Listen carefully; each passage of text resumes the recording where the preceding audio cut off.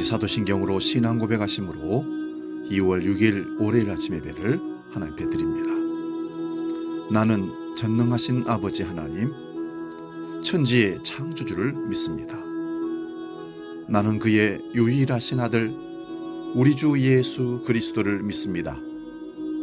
그는 성령으로 잉태되어 동정녀 마리아에게서 나시고 본디오 빌라도에게 고난을 받아 십자가에 못 박혀 죽으시고 장사된 지 사흘 만에 죽은 자 가운데서 다시 살아나셨으며 하늘에 오르시어 전능하신 아버지 하나님 우편에 앉아 계시다가 거기로부터 살아있는 자와 죽은 자를 심판하러 오십니다.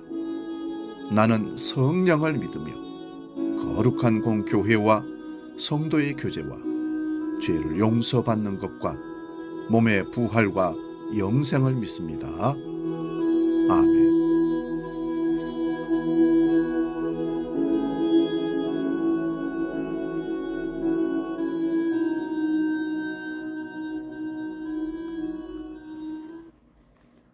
찬송가 314장 내 구주 예수를 더욱 사랑 함께 찬송합니다.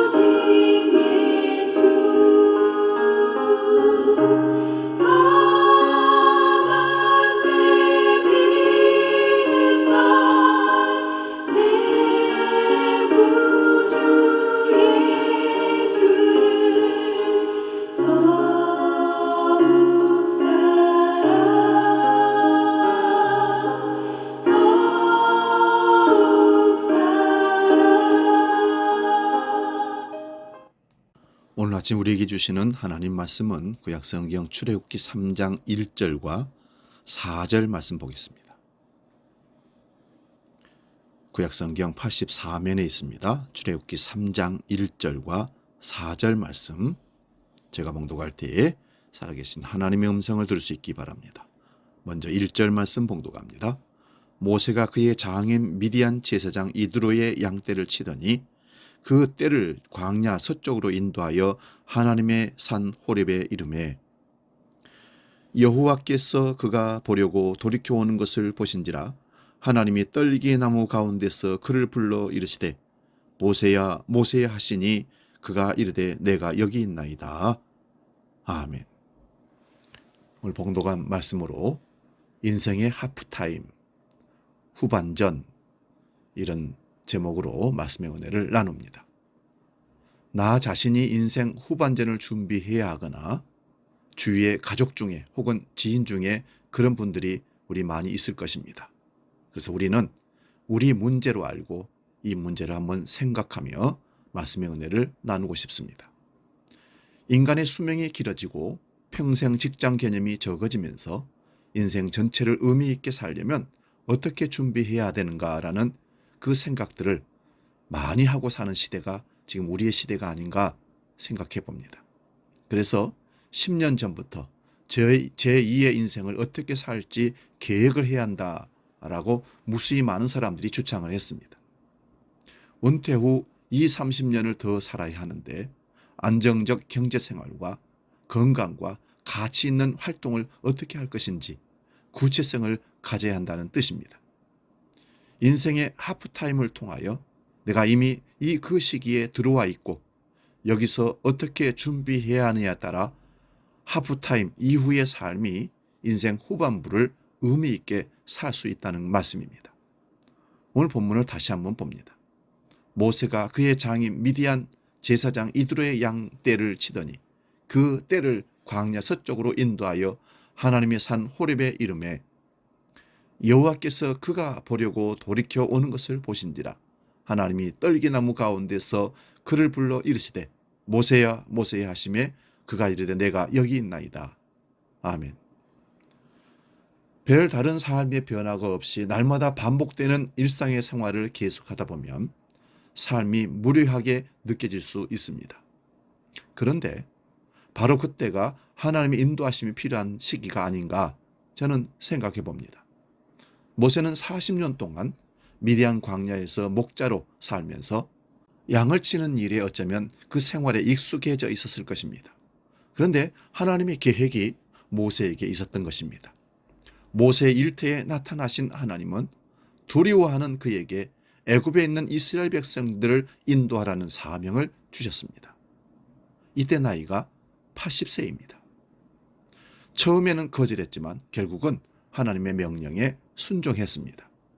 그 후 그의 인생은 달라져 양을 치던 목자에서 하루아침에 이스라엘 백성들을 인도하는 지도자로 변해 있었습니다. 하나님은 오늘도 모세와 같이 무료한 생활을 하는 우리들에게 모세와 같은 체험을 하게 하실 수도 있습니다. 매일의 생활에서 주님을 만나보다 보면 주님의 인도하심을 받을 수 있습니다. 우리의 일상적인 걸음이 우리를 호렙산으로 인도할 수 있습니다. 우리 인생의 후반전 하프타임이 누구에게나 찾아옵니다. 그 시기에 여러분의 호렙산을 생각해 보시기 바랍니다. 하나님이 저와 여러분에게 주신 사명에 대해 다시 한번 생각하고 정리하는 기회가 될 수 있기를 주의 이름으로 축원드립니다. 전도서 7장 14절을 보면 형통한 날에는 기뻐하고 공고한 날에는 되돌아보라 생각하라 이 두 가지를 하나님이 병영하게 하사 사람이 그의 장래 일을 능히 헤아려 알지 못하게 하셨느니라. 우리는 이제 생각해 보아야 할 때가 이르렀습니다. 지나온 시간들과 남은 시간들을 잘 살펴보아 하나님이 주시는 좋은 생각으로 인생의 후반전을 계획해야 될 줄로 믿습니다. 야고보서 5장 13절도 봅니다. 너희 중에 고난당한 자가 있느냐? 그는 기도할 것이요. 즐거워하는 자가 있느냐? 그는 찬송할지니라. 아멘. 우리 삶을 보면 매사가 잘 풀리는 때가 있는가 하면 일마다 꼬여서 잘 안 될 때도 있습니다. 특히 일이 잘 안 풀릴 때 그것을 우리는 운명이라 생각해서 탄식하는 사람도 있고 매사를 자책하는 사람도 있습니다. 그러나 우리 그리스도인들은 자신의 삶을 인정하면서도 결국은 인간사를 주관하시는 하나님의 섭리를 인정해야 됩니다. 인생을 점으로 볼 것인가 선으로 볼 것인가는 다릅니다. 인생을 점으로 보면 끝이라고 알 수 있는데 선으로 보면 계속 이어지는 것입니다. 내리막길도 있고 오르막길도 있고 평평한 길도 있는 것입니다. 그래서 인생은 고물주처럼 느려서 볼 필요도 있다는 사실입니다. 지금이 실패이지만 느려보면 성공적인 때가 분명히 온다는 사실입니다. 일이 잘 될 때는 물론 기쁠 수밖에 없습니다. 그때는 기뻐하면서 하나님께 감사해야 합니다. 반대로 실직이나 질병이나 등 갑작스러운 어려움을 당할 때에는 누구나 당황하기 마련입니다. 그리고 누군가를 향해 원망을 터뜨리거나 비난하기도 합니다. 때로는 하나님을 원망하기도 합니다. 이런 고통이 있을 때 성경은 조용히 생각하거나 기도하라고 말씀하십니다. 왜 이런 일이 일어났을까? 내가 무슨 실수를 하지 않았는가? 나의 문제에 대한 하나님의 지적은 아닌가? 등등 여러 가지 생각을 해봐야 됩니다. 사랑하는 여러분, 실패의 시간을 오히려 인생 후반전 하프타임의 기회로 삼아볼 수 있기를 축원드립니다. 구기 종목 중에 지고 있다가 하프타임 이후에 후반 역전승을 하는 경우들을 많이 보면서 우리는 짜릿함을 느낍니다. 위기 앞에서 깊이 생각하는 기회는 영적으로 하나님의 뜻을 헤아리는 데 도움이 될 것입니다. 고난으로 인해 하나님과 더욱 가까워지게 해달라고 기도하면서 짧은 그 하프타임을 잘 활용해 볼 수 있기를 바랍니다. 인생의 하프타임은 인생의 후반전을 준비하는 절호의 찬스고 기도하는 시간이고 생각하는 시간입니다.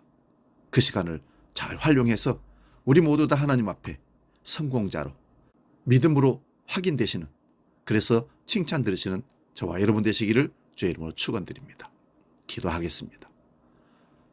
성공했을 때 감사하고 주님을 찬양하게 하여 주옵소서. 실패하고 고통에 빠졌을 때도 생각하며 주님께 기도하게 하여 주옵소서. 인생의 하프타임을 기억하고 모세와 믿음의 선배들을 통해 지혜를 배워서 아름다운 생을 마무리하는 믿음의 사람들로 살게 해 주시옵소서. 짧은 이 하프타임을 인생 후반전을 제대로 설계하고 실수함 없이 걸어가는 복된 시간으로 만드는 우리 모두가 되게 하여 주옵소서. 이제는 주기도로 함께 기도합니다. 하늘에 계신 우리 아버지, 아버지의 이름을 거룩하게 하시며 아버지의 나라가 오게 하시며 아버지의 뜻이 하늘에서와 같이 땅에서도 이루어지게 하소서. 오늘 우리에게 일용할 양식을 주시고 우리가 우리에게 잘못한 사람을 용서하여 준 것 같이 우리 죄를 용서하여 주시고 우리를 시험에 빠지지 않게 하시고 악에서 구하소서. 나라와 권능과 영광이 영원히 아버지의 것입니다. 아멘.